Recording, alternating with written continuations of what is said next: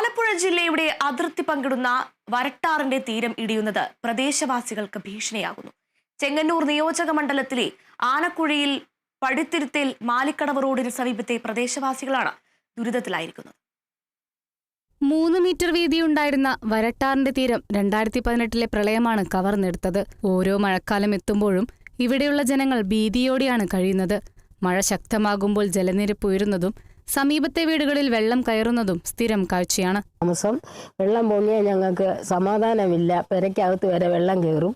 വീട്ട മുഴുവനും ഇടിഞ്ഞിരിക്കുവാണ്. ഇവിടുന്ന് വെള്ളം കയറിയിട്ട് ഞങ്ങളുടെ പെരയ്ക്കകത്ത് ബോട്ടയിലാണ് ഞങ്ങൾക്ക് ആഹാരം കൊണ്ട് തരുമായിരുന്നു. അങ്ങ് പെരയ്ക്കകത്ത് വരെ അന്ന് പോയതാ. ഇവിടെ മുഴുവനും ഇളകി മൊട്ട കുഞ്ഞുങ്ങളാണ് ഞങ്ങൾക്കുള്ളത്. ഞങ്ങളുടെ കുഞ്ഞു മരിച്ചു പോയിട്ട് 10 മാസം കഴിഞ്ഞു.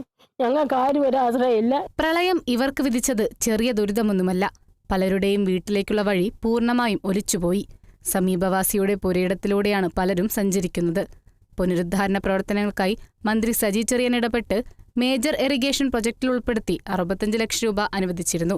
എന്നാൽ എസ്റ്റിമേറ്റ് എടുത്തതല്ലാതെ മറ്റ് യാതൊരു നടപടിയും നടന്നിട്ടില്ല. കഴിഞ്ഞ വെള്ളപ്പൊക്കത്തിൽ തീരം വീണ്ടും ഇടിഞ്ഞതോടെ കാൽനടയാത്ര പോലും ദുഷ്കരമായെന്ന് പഞ്ചായത്ത് അംഗം സജു പറഞ്ഞു.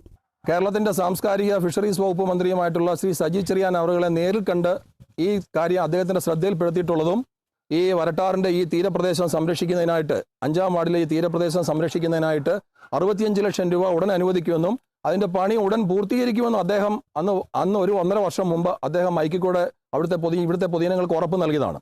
പക്ഷേ നമ്മളെ സംബന്ധിച്ചിടത്തോളം നാളിതുവരെയായിട്ടും ഇത് പഴയ സ്ഥിതിയിൽ തന്നെ കിടക്കുകയാണ്.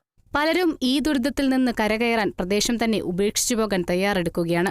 അടിയന്തരമായി പദ്ധതികൾ നടപ്പിലാക്കണമെന്നും റോഡിന് ശാശ്വത പരിഹാരം വേണമെന്നുമാണ് പ്രദേശവാസികളുടെ ആവശ്യം.